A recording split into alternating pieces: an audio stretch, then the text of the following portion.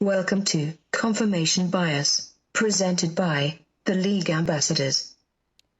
I'm Ambassador Kenny Ken, and I've got a secret to tell you. Kobe Bryant sees dead people, and that's my confirmation bias. Something wrong with you, man. That wasn't creepy as shit. I'm Ambassador Dad, and I wanted to give a big shout out to my youngest daughter, Devin, who turned 9 over the weekend. We went to go see the new live-action Aladdin movie, which was hot fire. Highly recommend that. There's only one Robin Williams, but goddammit, there's only one Willard Smith, and that's my confirmation bias. Devi is 40. I'm Redo, and the NBA has a personality problem for these finals. The biggest superstar in the finals has the personality of a deaf, dumb, blind mute. And that's a problem. That's my confirmation bias. And I'm Ambassador Chef Curry, and our brother Junior Blue is away. And because of his reputation when out of town, I want to remind him to be careful where and how he goes to the bathroom. My father once told me that 2 shakes and you're fine, but if you shake it 3 times, well, now, son, you're just playing with yourself. So shoot straight, Les. And that's my confirmation bias. He didn't even deserve all that.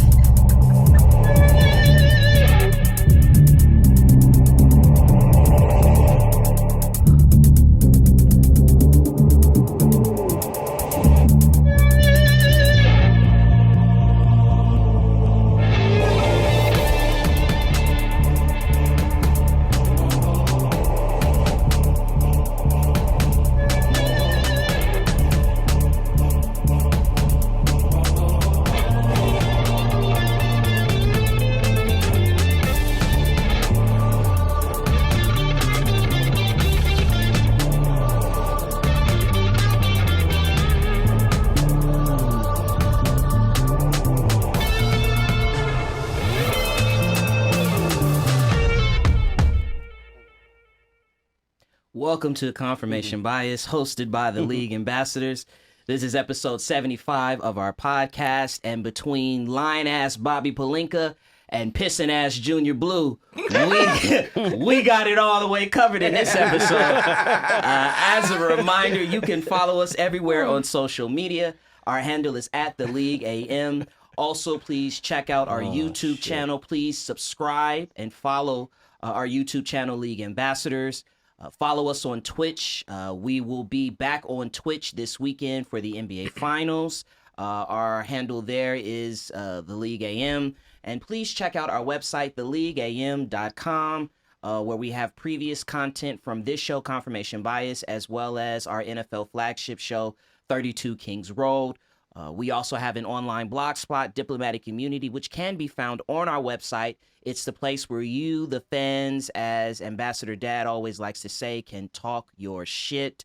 On today's episode, we're going to talk a little French Open. We've got some Indianapolis 500. We've got some MLB. We've got some NHL. But first, we've got in our hot topics the NBA playoffs, more specifically the NBA Finals, where the Golden State Warriors will be looking to defend their crown against Canada's favorite, the Toronto Raptors.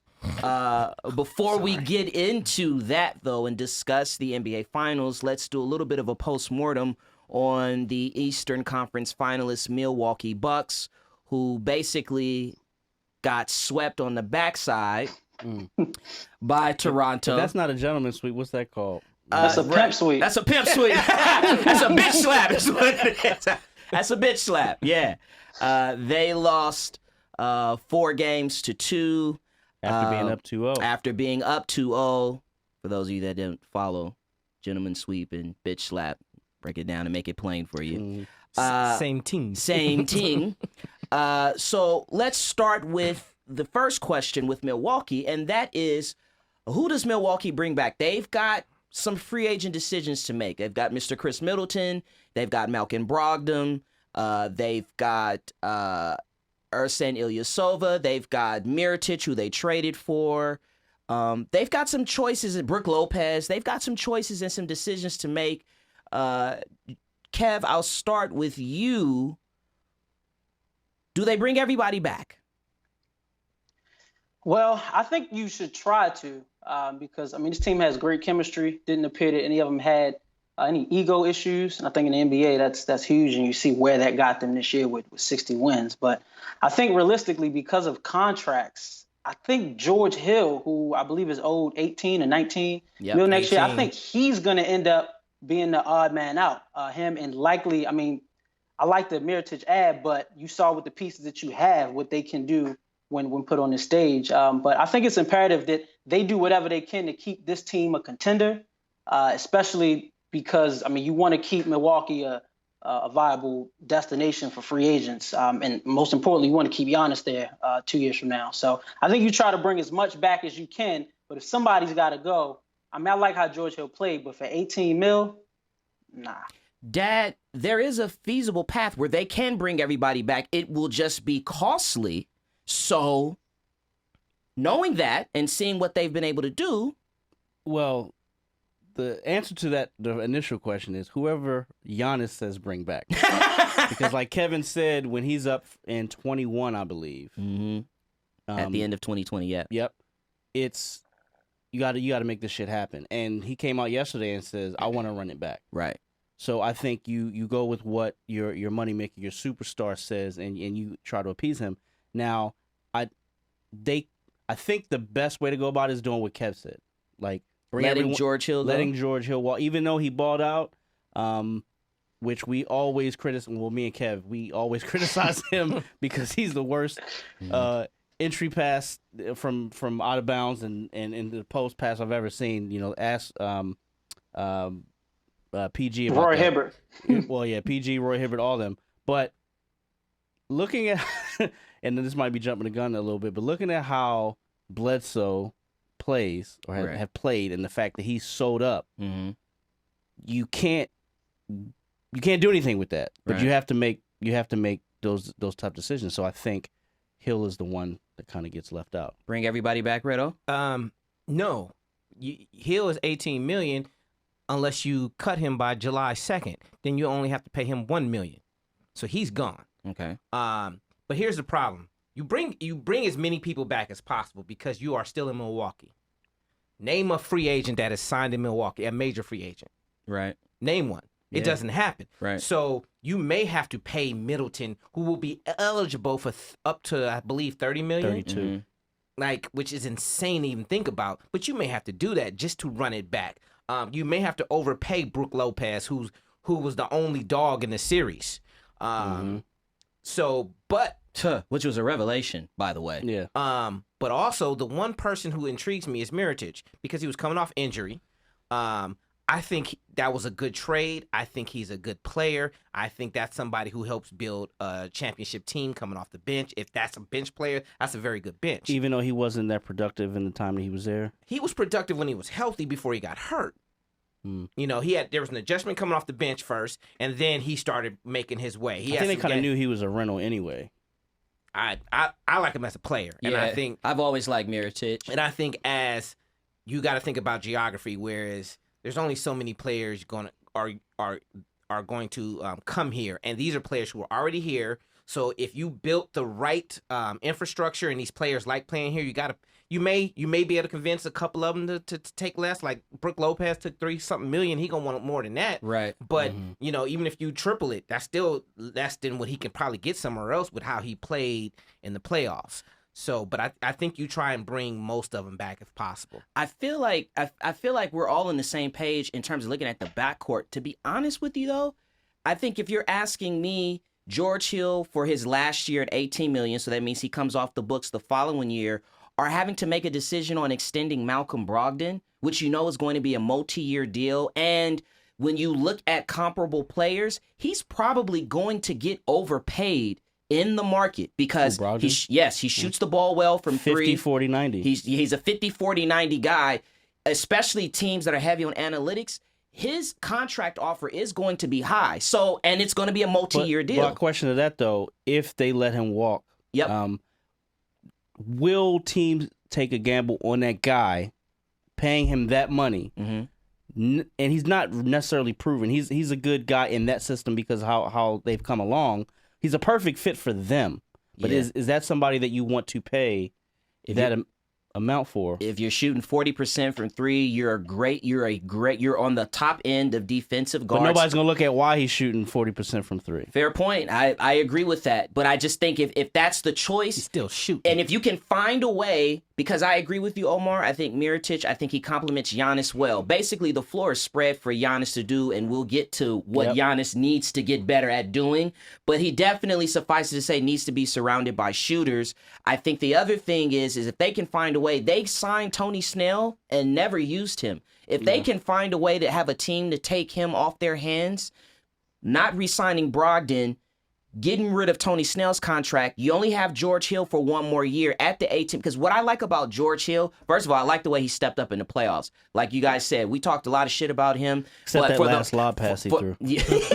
For the most part, He's due for one. Yeah, he stepped up well in the playoffs. I like having that balance with him in the backcourt. And then you pay Mirotic a little bit more, and to your point, Omar, you definitely got to pay Brook Lopez a little bit more. Yeah. But I think we're all on the same page in saying that they've got to look in the backfield. Because it takes time. First of all, it takes time for teams to come together and get experience. And they put this team together on the fly, really, because they added a lot of pieces. So it give it a full season together, and they're scary. Dev mentioned... Sorry, just going to say quickly, into Brogdon's defense, remember, he was coming off an injury, came back and played on a big stage and a high level, and he's sharing the backcourt with two other ball-dominant guards, so it'd be interesting to see if one of those guys goes, if Brogdon stays, and what he really is without that pressure behind him. Kev, I'll stay with you. Dev mentioned Chris Middleton. Is he really a max player? I think Milwaukee might luck out on this one and not have to pay him the max because I don't know that he's going to get a full max deal. Yeah, I mean, this is the Clint Capella effect, I think. It's like he's great for what you guys do. For your system, you need him. But like you said, am I willing to pay him that much money off of just one great season? I don't know. But, I mean, my man in DC got that $100 million contract. Otto Porter. I just think Otto Porter, right? So anything's possible. It just depends on his relationship with Antetokounmpo, because he's trying to build a culture there. Does he take a little less money? But there are going to be teams who need to hit that salary cap number. So, and I just think that they do it for the simple fact that they let him walk. There isn't anything comparable in free agency themselves that can replace what he does. Right. And so you overpay to secure no one was coming anyway. Well, I mean, and to that point, like, I don't disagree with that, but I think the world and the league is changing a bit because not in Milwaukee. Society is just, I mean, the world is a lot smaller. Yeah, Milwaukee's always been small. Okay, Milwaukee's racist as fuck. And Cleveland ain't no great place, but all them free agents going into the NFL. I mean, it's different circumstances, but I'm saying like and that's football. That's different. Your football life is this small, and somebody's willing to pay you money. You go in there, and it was a perfect confluence of events that made that happen. They traded for some good players, so it's not like they were just signing great free agents off the bat. No, but people actually want to go there now. Now because they drafted all these hogs. And they drafted players. Right. It wasn't like they signed everybody and people wanted to come to Cleveland. That's not true. Milwaukee drafted Antetokounmpo, didn't they? Yes, and that's my point. They don't sign free agents because no one wants to go there. No one wants to volunteer to go to fucking Milwaukee. That's not happening. The world is not that small yet. All right, on the court. So I pose this with two different questions. I feel like I should ask the reverse question first. It's about being on the court. And the reverse question is it all on Giannis to make the adjustment? The first question was, what does Milwaukee need to do on the court? Dad, I'll start with you. Should we start with B first, which is it all on Giannis to make the improvement? I think it is. I think he makes everyone better. I think the biggest reason why they didn't win this series and move on is experience. And like O said, they kind of put this together on the fly, and they were miles ahead of where they thought they were going to be. If you asked their GM last offseason that they were going to be the number 1 seed and have home court throughout the playoffs, he'd have said, shit, okay, I'll take that. Mm-hmm. But now, having run into a team that the only reason, again, their experience, and the other team had a guy who'd been there before, and he is a robot. Right. Kevin calls him, what is it, Kawhi 2D2? He needs to be able to transform his game. We talk about the shooting. He's got to get better at that. He has to learn how to finish and win games and take games over, because in the regular season, no one's playing defense, and you're going to be able to run down the middle of the court and get those dunks and get out on the break. Right. Playoffs, well, I'll say it until I'm blue in the face like the motherfucker on my shirt. Yep. It's a different sport in the playoffs. Basketball is. And you can just pack the paint. And Kawhi shut that shit down. And Marcus Gasol had his back. He's got to learn how to adjust. Kev?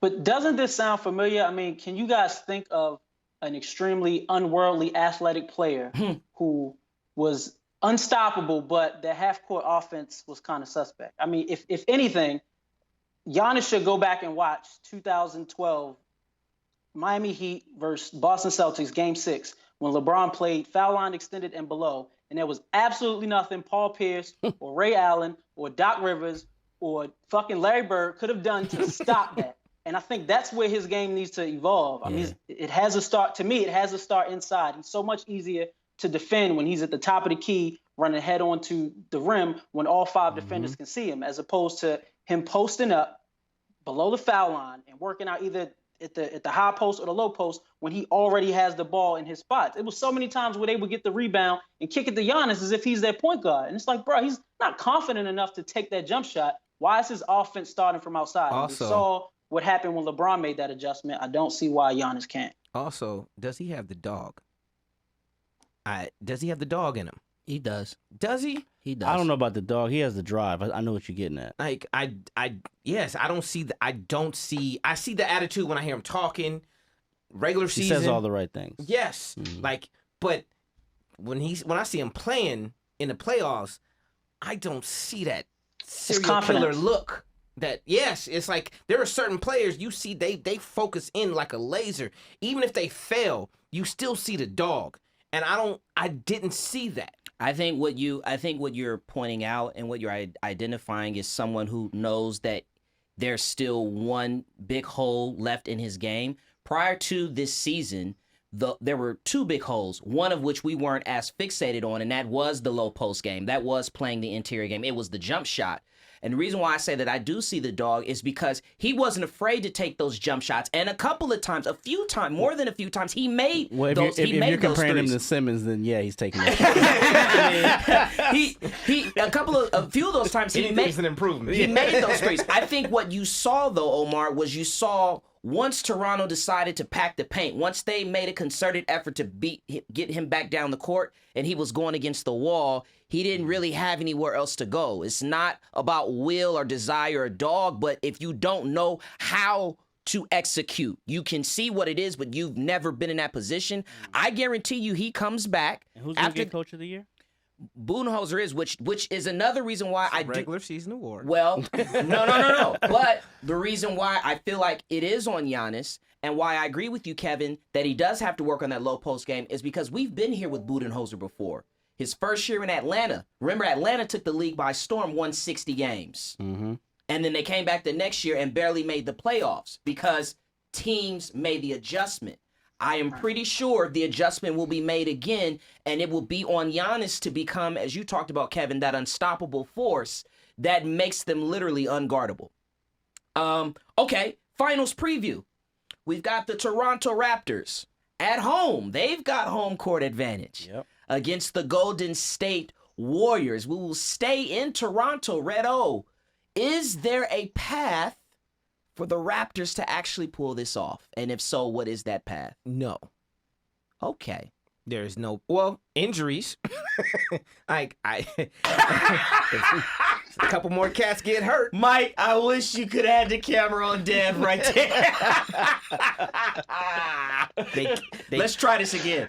Omar, is there a path for the Raptors to win it all? And if so, what's that path look like? There is no path unless people get hurt on the Golden State side. They are not going to win this game. The Golden State Warriors are This going game. to. What about this series? The series, I mean. I'm sorry. You can fuck with me if you want today. I don't believe there is a path, and I'm sticking to that. You don't believe there's a path, Dad? Yes, there's a We ain't got to agree.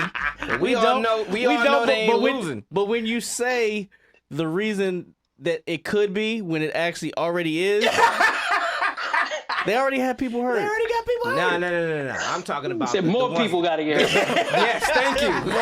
Well, see, this is where I disagree because Golden State's not full strength.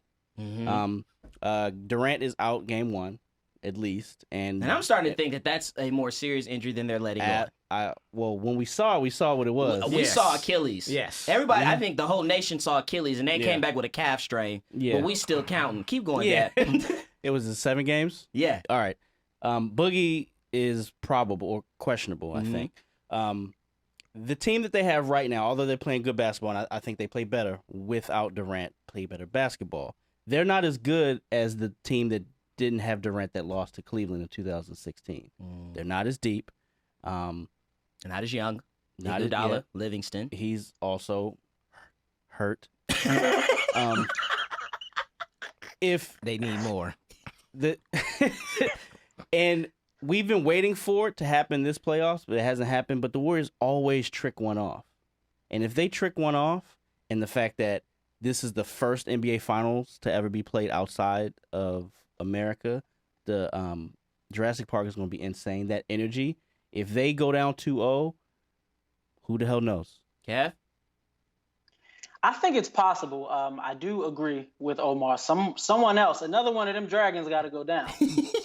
But I definitely think I agree to Devin's point. I think that because Toronto has that robot, and I don't think Golden State, as currently constructed, has someone that can pound for pound compete with him.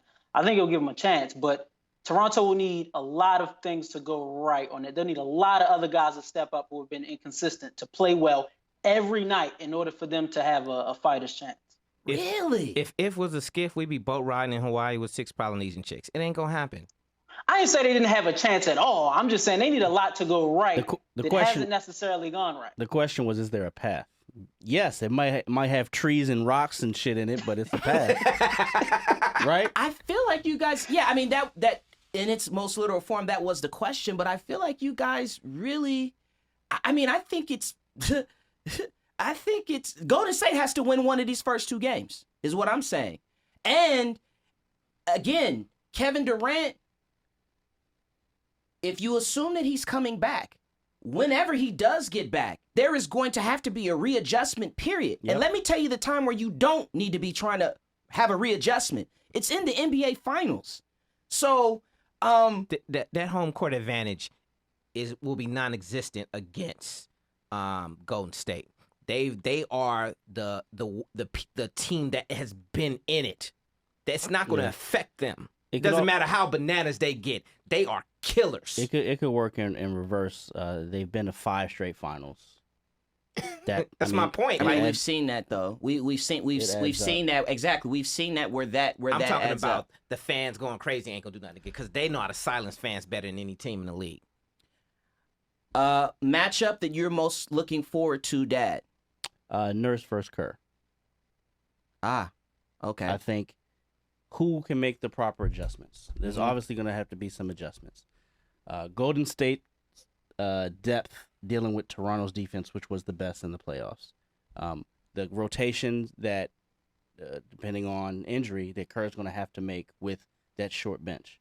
Then you look at when does Toronto pull Gasol and go small with their lineup to try to match up when I think he's going to be out of this series, frankly. So you got Siakam, it's Green, gonna be Ibaka. Mate.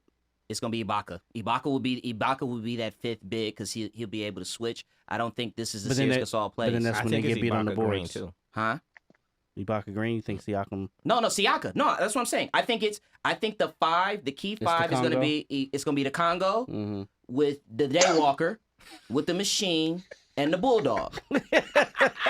And everybody knows exactly who I was talking about with all 5 players. Right. I think that's the matchup. And then you spray a little Spain in there, and then you got Van Fleet, And then you need to find another wing player, whether it's Norman Powell. I don't think they've played anyone else really.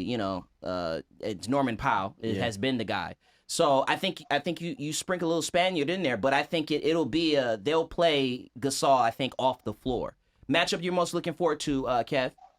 Well, since Devin got to pick 2 matchups, mine was actually how involved will the bigs be in the series, especially Gasol, Ibaka, Bogut, and even Kevon Looney, who surprised a lot of us the last series and a half. But again, can Toronto go small without blowing up their entire game plan, or can they actually use their size to an advantage? Because although Kenyon, I do agree with you about Gasol, I don't know if Golden State necessarily has someone who can match up with him if they decided to go to him down in the post. But today's NBA, I don't think that's something they'll commit to. That wasn't too, Kev. That was all of the coaches speak. I agree with Devin. It's coaching.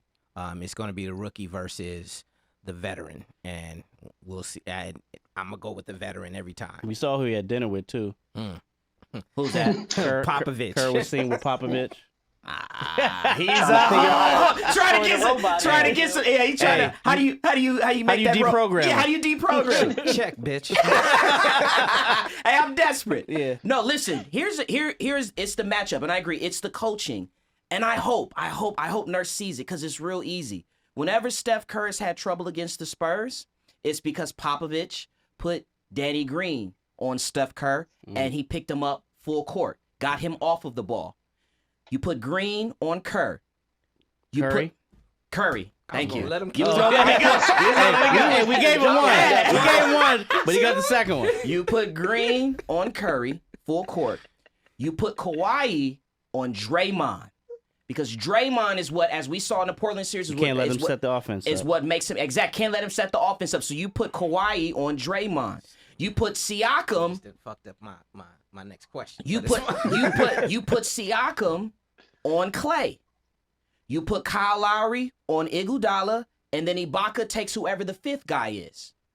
That's the lineup. That is the lineup that gives them trouble because now Draymond is going to have trouble bringing the ball up against Kawhi. Steph is going to have a hard time shaking Danny Green. And if he does, if they set picks on Danny Green, he's rotating into who? Who's he going to on Siakam, who's long? On Ibaka, who's got length and can cover him? Yeah, man, they just going to beat him. 4-0. I'm not saying that. But what I am saying is that they have the pieces defensively to make Golden State work. And then the other thing is this, which we saw a lot of against Portland. You got to get one of those 3 into foul trouble. And Steph Curry has been in foul trouble the entire playoffs. So if Steph is in foul trouble... Still averaging 35. Okay. So are we on to the biggest keys of the series? Because you guys... Well, I'm saying that is the matchup. The matchup is those players, matching up those players against that lineup with Golden State. I think that is the key. And I mean, I would hope to think that Nurse knows that. Like, it's pretty obvious. You wouldn't play him straight up. You're definitely not going to put Lowry on Curry. So he might start there. Biggest key to the series. I feel you. You just said it. Is what? Well, for me, I think it's Green. If they can figure out a way to take Green out, whether it's foul trouble, get him out of his head, because when KD's not there and they run the offense through him, it's a different team. And it's different if he's on the bench and he's in, because their bench is weak. And if you can figure out a way to take him out of the game, they got a better shot. Biggest key to the series, Dad. Will Toronto's number 2 and number 3 show up? And I'm talking about the Bulldog and Congo twin. Yeah. Siakam, although he played better in this series. His numbers against Golden State this season, they were very because they didn't have anybody to match up with him. But Philly, he was shook. Yeah, he was. Fair point. He was shook. So I think that's the key because we know what Kawhi 2D2 is going to do. They have nobody to guard him, Kev. Biggest key to the series. Yeah, I agree with Dev. I think it has to go a little further than that, though. I think Siakam, Danny Green, Van Vliet, I think they all have to have double-digit scoring in the same game for at least 3 or 4 games in order for them to even be close in the series. We watched Danny Green miss. I get it. Shooters shoot. So make a miss league for them guys. But he had several wide open shots that he just consistently missed. And Nurse ended up having to pull him out the game. You cannot do that against Golden State. This shit will be over by the weekend if them 3 guys don't show up. To me, the biggest key of this series is Kevin Durant. If Kevin Durant, depending on I think at this point, I made the point earlier about fit and reintroduction, but if he's not really healthy, even when he does come back, because I'm pretty sure he's going to come back at some point, if he's not really healthy, then I think Toronto wins this series. And if he is healthy and it's just a matter of timing, then I think he becomes the difference maker for them, and I think that they win in 7 games, which leads to the prediction. I've got Toronto winning this in 7 games, long, drawn-out series, but Toronto wins at home, Game 7. Red O, you got a sweep for the Warriors? No, Warriors in 6. Devin. Warriors in 6. Warriors in 6, Kev. I got Warriors in 6. I mean, I picked Toronto to be here. I picked them to make it to the finals, but KD, no KD, Cousins, no Cousins. Warriors in 6. Finals MVP, rapid fire, Finals MVP. Shoot. Curry. Wardell Jr. Finals MVP. Wardell Stephen Curry Jr. Pascal Siakam. Oh, shit. Well, Kenyon is wishing and praying. he out here wilding, son. Yo. So with that, let's get into What y'all say? Shoot or shoot. shoot. Let's get into black versus blue. While the gun is still hot. Sunday, the French Open began, which is the second of 4 tennis Grand Slams for the year. It's the only one that's played on clay. So, we have the men and the women's side. So on the men's side, will there be a winner outside of Rafael Nadal? Hope or hype, Omar? Hope and hype. I hope Djokovic wins. But it might be a little hype because Nadal has an easier draw. And they always go at each other hard. And Nadal's better on the surface. He just is. And if he's fresher, because I believe they're going to be in the finals. They're both on the opposite sides of the draw.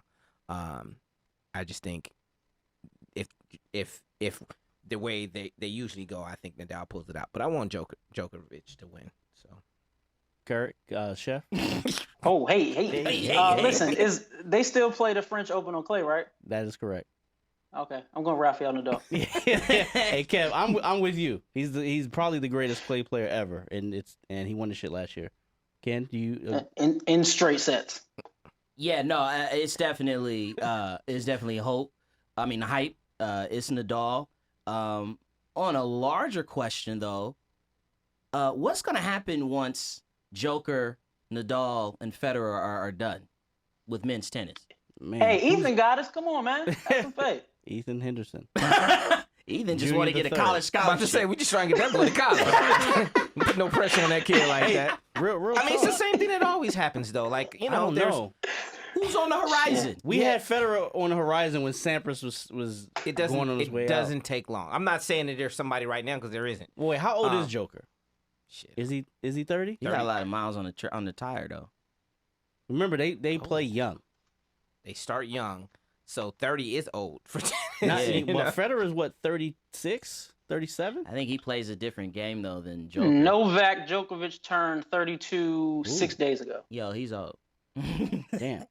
Okay. I'm just asking a question. That's a fair question. Hope or hype? Hype. What's happening once those 3 are gone? And Djokovic, he's probably the overall, like, just skill wise, the best player, but.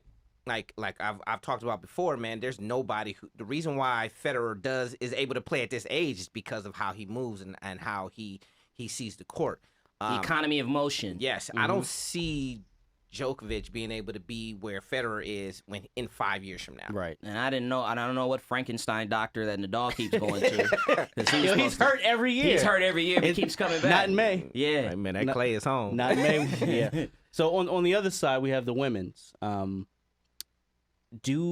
Is it hope or hype? Will the winner come from America?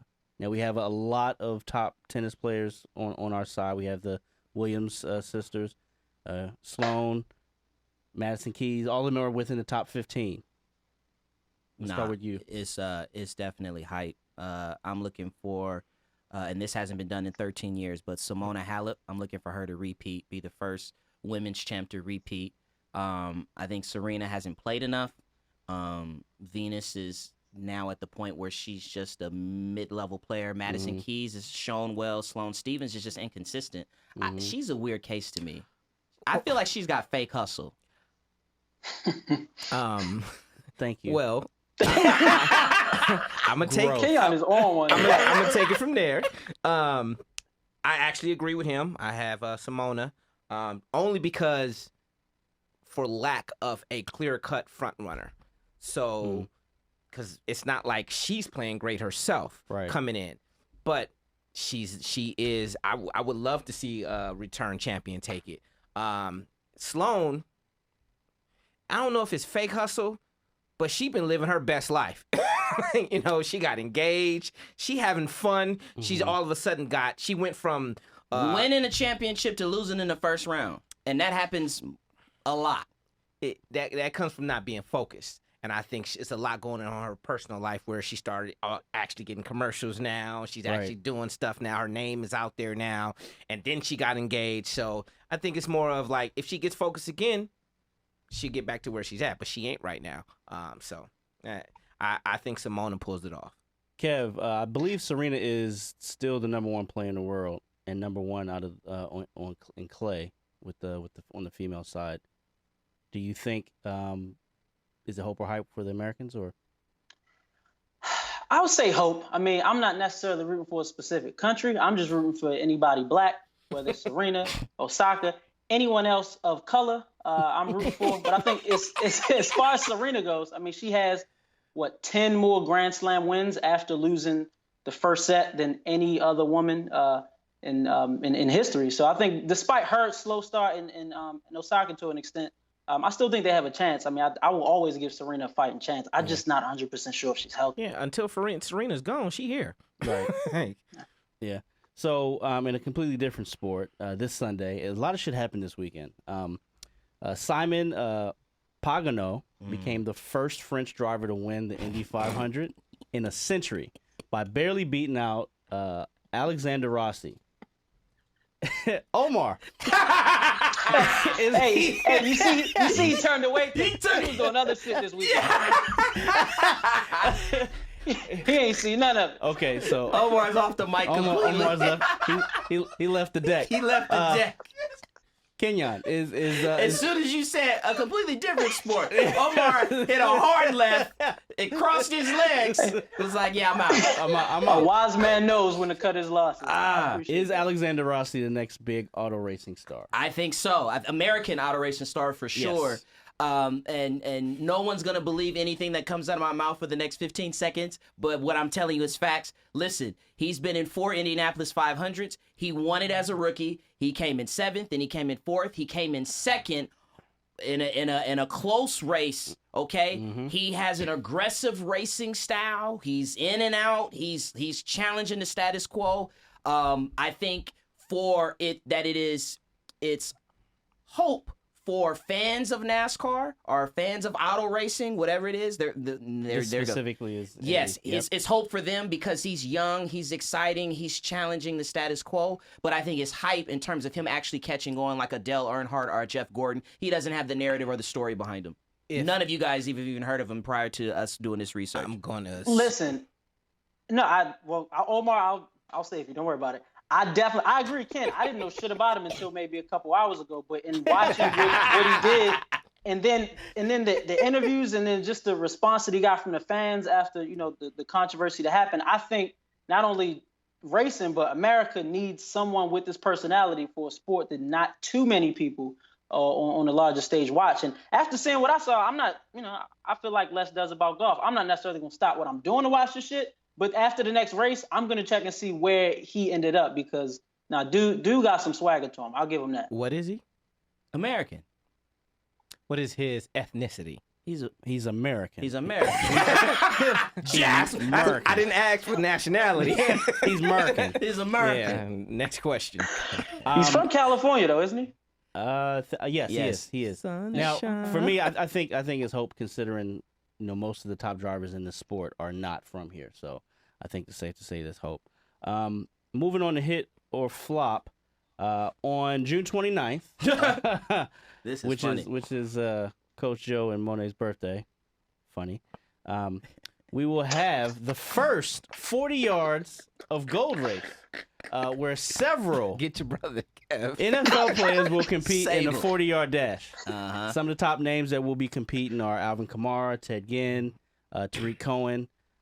Is this a hit or a flop, Kevin?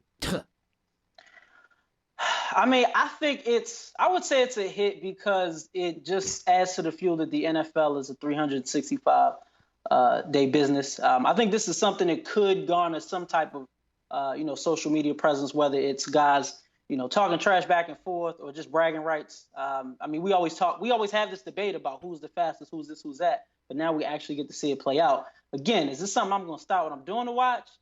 No, but if some nonsense comes from it, I'll be here for the bullshit.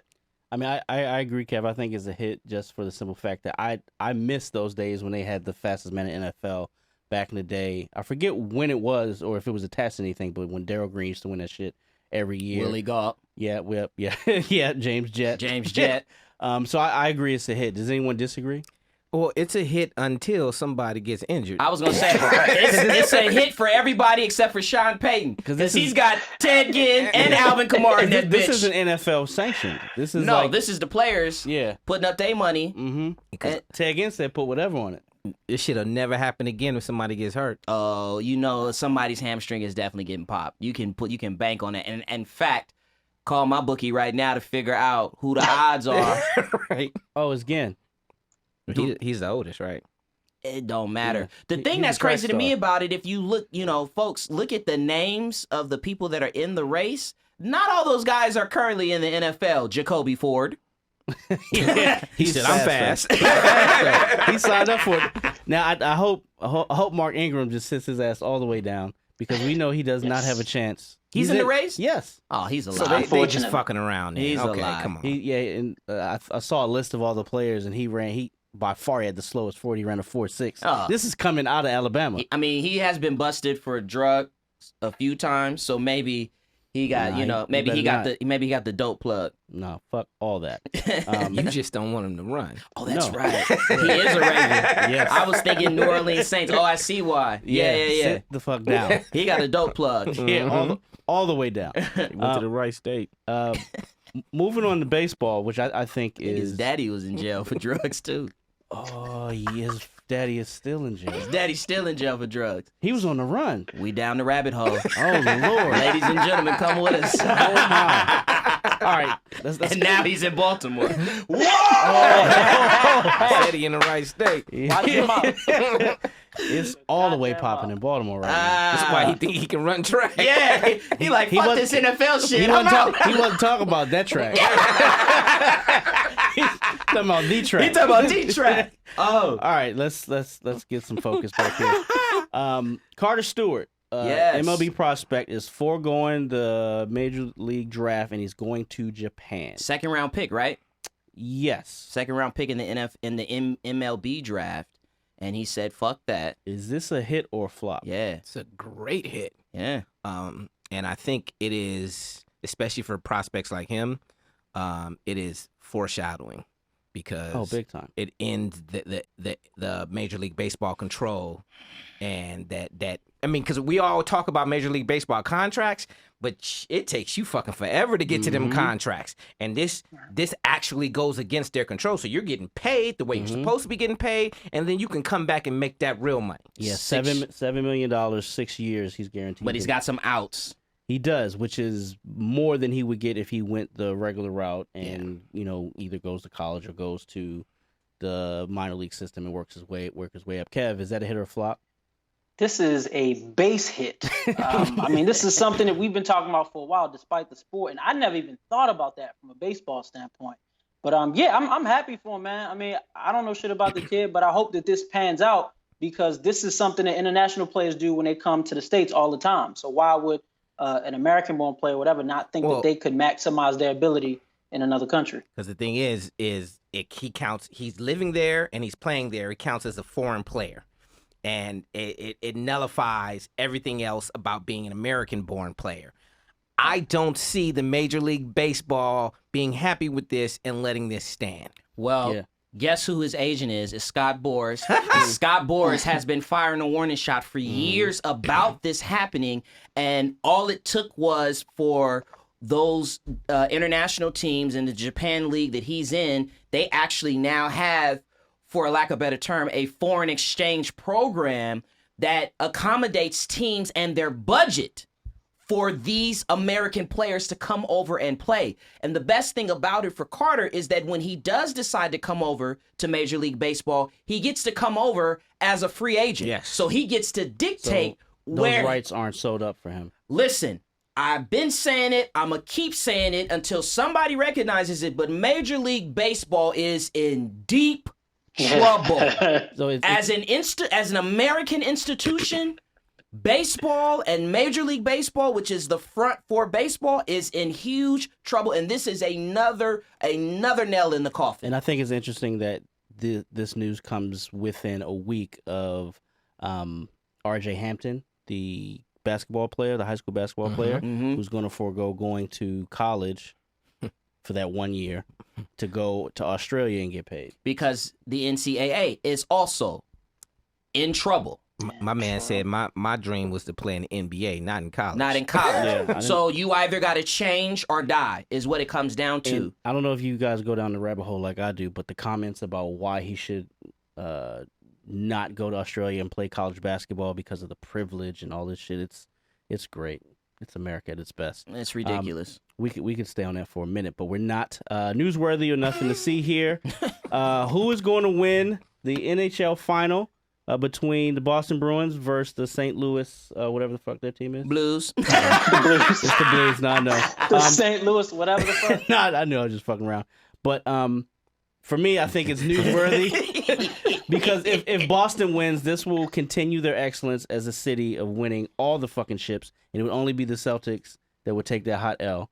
So I think it's newsworthy for that, and I think if St. Louis wins, it'll be the first time they ever won. Ken? That's cute. It's nothing to see because Boston's going to win probably in 4 or 5. And from where I'm from, we say fuck Boston all day, every day. Vegas didn't make it back? Kevin? Thanks, Omar. No, hey, You're look, welcome. Robert Kraft was in the stands, man. It's no way that St. Louis is going to win this. They're 0-9 against Boston, 0-13 in finals games. They just happy to be there, man. I think their best chance to win it was game 1. They had, a 2-goal lead. Yep. Find a way to blow that.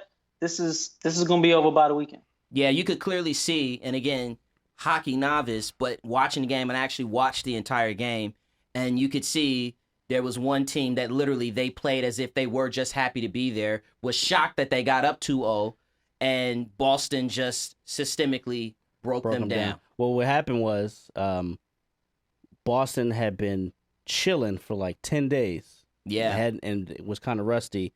And St. Louis came off of that Game 7 victory. So they're still kind of fresh in the sense of being sharp. Yep. And then when they started getting in the penalty against a team that's rested, and then they've been overstretched because they were playing 7 games, and then that shit hit them like a big nut bust. And then it was over. And you're right, that shit might be over. Isn't it funny how there are certain truisms in playoff sports, no matter what sport we're talking about? Like how you just talked about, one team was fresh coming off of a matchup going against a team that's been rested, so that team comes out with a little bit of a fast start, but then eventually reality kicks in. It's the same truism in, if you're talking about, NFL, if you're talking about NBA, Across the board. It's across the board. Across the board, Yeah. especially when you have series. Yep. So last but not least, or whatever, over the weekend, unfortunately, we had Definitely fucking whatever. both Bart Starr and my Bill gosh. Buckner passed away. Is this newsworthy or nothing to see here, Kev? For me, it's newsworthy. Rest in peace, Bart Starr was a great. But I more so look towards Bill Buckner, and I think that it's terrible that his legacy is being held hostage off of that one play. Which, if we either live back then or just have researched it and looked into it, that's not why Boston lost the series. No, That absolutely was not. actually at Game 6, where had he got the guy out, it would just went on to the next inning. But then they went on and lost the series in Game 7 after they had a 3-run lead. I just think it's terrible that that's what people remember him for. But Kev, Boston lost the series. Boston did lose the series, but Only it wasn't thing that because fucking of matters. that play. Yeah, people think that was the Some- play in Game 7. That was a Game 6. He shouldn't And have been even in there in still, the first that place. one play. I mean, you could criticize any athletes. I mean, nobody still holds, the Heat Maverick series over LeBron's. I mean, you let his other accomplishments speak for themselves. Buckner won a batting title in 1980. He led the league in doubles twice. He never struck out more than 40 times in a season. I mean, I see Chris Davis do that shit every month. I mean, the guy was great. Give him his credit. I'm sorry. His legacy is a lot bigger than that. Sorry. I just think from what I understand, he wasn't supposed to be in there in the first place.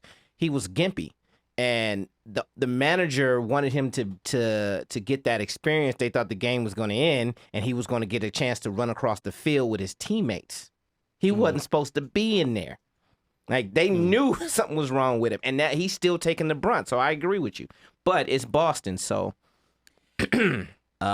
One of 5 players to appear in a baseball game in the 60s and the 90s.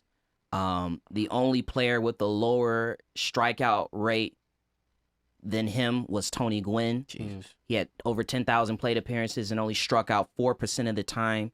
He never struck out more than twice in a game. Yep. Jeez. Never 3 Like, strikeouts. and listen, and these are things that I didn't find out, that I didn't know till after the man passed away, because all I knew him for Was the play. And yeah, so I definitely think it's newsworthy. And then with Bart Starr is one of the all-time great playoff quarterbacks in NFL history. His accuracy, winning percentage, and passer rating transcends eras. Meaning you can put up his numbers today with Russell Wilson. You can put up his accuracy today with Kurt Warner, his passer rating. And in terms of games that he won, big playoff games, I mean, he's one of the winningest quarterbacks in NFL history. So I think for both guys, you can say that they were undervalued.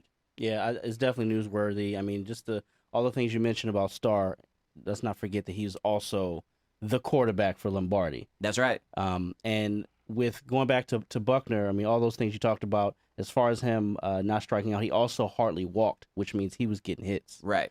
And then back when batting average meant something. Yeah. So say that again. So for him to get, I mean, his life was affected by that play. Death threats. He had to move to either Idaho or Wyoming to get away from it. And it's just yes. Yeah. it was his. I see what you did there. It was his kids. His son was getting threats too, so that's when he decided to move. Yeah, which is crazy. So that's why I think it's important that we always continue to invest in and like really pay attention to these, like the 30 for 30s that the ESPN does, the Showtime specials, because often when we let the narrative be created by people that either weren't there or always look at the negative, you really do overlook how good some of these guys were. So I think it's important that people, even if it's just this week, man, like give Buckner, Omar, fucking give Bart Starr his credit. Fuck no. I don't give a fuck about Bart Starr. That's one less Green Bay Packer alive. I gives a rat's ass. I'm not giving him shit. What state did Bear down. What state did Buckner move to? Idaho, right? And Bart Starr is from Alabama. That's all I need to know about him. Kevron, diplomatic immunity, sir. Please save us. Yes. So bear down, baby. Slug and Big Perm want to know from Kenyon, who is Kawhi Leonard? I think I have an answer to that. Kawhi is the person he puts out in public. Kawhi is the code that they type into his back. These are two distinct, different people. Hey, we just gonna let him rock. Kerr, Kawhi, the only superstar with straight backs. Kenyon's motor functions are frozen. All right, well, real quick, I don't know if you guys want to touch on this a little bit, if your opinions have changed, but we've had a little bit of some updates in the whole Lakers saga with the article that came out today, Magic Johnson's statements on ESPN. Do you guys feel any different about that? Still trying to move past it. Feeling different about what? The entire dynamic that is occurring out there. What dynamic? Kenyon? I mean, yo, it's funny because it is funny because doing the same shit I did but differently. I remember. No.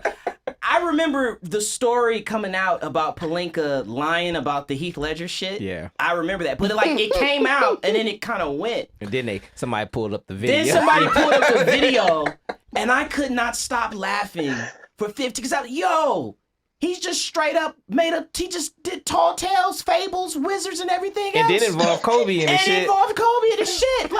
And was smooth with it. Had The Rock up there agreeing. I mean, man, I don't know how he keeps his job on some real shit. Because you're a liar. He only can keep his job you're a until the summertime pathological is liar. over. Then they got to fire his ass. You're not even gonna do any research on your lie. Like the movie ain't even. He died before the movie come out. How the hell he gonna see it? So you and Kobe just going to the movies together? That's you're on the level. You're gonna go see one of the biggest movies ever before everyone else? I mean, Rob Pelinka. And wait a minute. Here's the thing. The thing is this. It's like, it would be one thing if Heath Ledger if he didn't die before the movie came out, because you could be like, oh, he got an advance copy. Blah, blah, blah. The motherfucker was dead before the movie was done. He got a Ouija board and was talking to that motherfucker. That Orange County Ouija. Now we know why Kobe writes children's books, because his fucking agent is a fucking fable. Storyteller. Is a storyteller. Is a purveyor Christian of fables. Pelinka. It is too hot in here for that. And last thing, I tried to avoid the shit. He's a fucking liar. I know. We have 100 days. Yes, 100 days until the NFL season kicks off, gentlemen. Bears in Green Bay. How do you guys feel about your teams up to this point? We've done the draft, went through the big part of free agency. You mean me and Omar? And Devin. How do you guys feel about your team? Well, I feel like You mean Kenyon ain't got a team? Kenyon had a team. He borrowed one for the season. He borrowed that motherfucker. I think I like what we've done in the offseason. Our season completely hinges on Lamar Jackson's growth. I think it could either be. You mean the one that didn't know that it was a new offense coming? Hey. Shut the fuck up. You don't have a team. You don't have a team. You sit out this segment. Did not ask you. Yeah, I think That's my quarterback. I think it's one of those things where we either go 7-9 or we're actually really fucking good because everything else looks good and we're young, faster, and we got a new mindset. I actually hate to agree, and what you just said is the same thing. It depends on my quarterback. If he takes another step, second year in this offense, it's going to be hard to beat us, but also our schedule is a motherfucker. People are trying to pretend like the schedule ain't. What happens when you win the division? I get it. You get division winners. We got an early bye. We going to London. There's a lot of stuff that can go wrong, and we were relatively healthy last year. It's going to be hard to say, pretend like that's going to happen again, so because that's not normal. Who's going to sign Gerald McCoy? How much money is Michael Thomas going to get paid? Did he leave the castle today, Kev? He did. He left a few hours ago. So that means we ain't get him. See what happens. What's the teams that they said 10 teams, right? He's got 10 teams interested, but he's focused. He's hyper focused on Cleveland and Baltimore. So we'll see. Dallas is probably the best fit, but Dallas got contract problems that they got to work out themselves. Michael Thomas has got to get paid though. Where's Eric Berry gonna go? Kenyon, this ain't your segment, man. We didn't say what NFL. Kenyon, Paul from Minnesota wants to know, what's your approach this season, man? You gonna pick a team or you gonna stay neutral? Well, what we're gonna do is we're gonna We're gonna go on Twitter. We're gonna go on Twitter, League Ambassadors, League AM, and y'all gonna tell me who I'm gonna follow this season. You sure you want to do that? Hell no, I'm not. Hey, come on, man. You know I'm not doing that. I am looking forward to this season. I think it's gonna be a fun season. I will create 100 burners. You will. you will be a what's the word? Buffalo Bill fan by the end of the day. Let's hope this season's good because our boy DeMaurice Smith told us that it might be some other shit. He told On that note, he told the agents to tell the players save up. Because I think what happened was winter's coming. What happened was they people got a hold of that first one where they was like, oh no, it was a good meeting, and people start getting nervous. So it's like, nah, we got to pretend like they still trust him. Yeah. All right, let's drop the plane right here. This has been another episode of Confirmation Bias. Once again, follow us everywhere on social media. Our handle is @TheLeagueAM. That's Twitter, that's Facebook, that's Instagram. Follow us on Twitch, The League AM. We will be on there this weekend for Game 2 of the NBA Finals this Sunday. Also visit our website, theleagueam.com. Shout out to Chief Diplomat Nick Blackman, and we will see you when we see you. Junior Blue, come home safe, baby. Golden showers bring May flowers, left.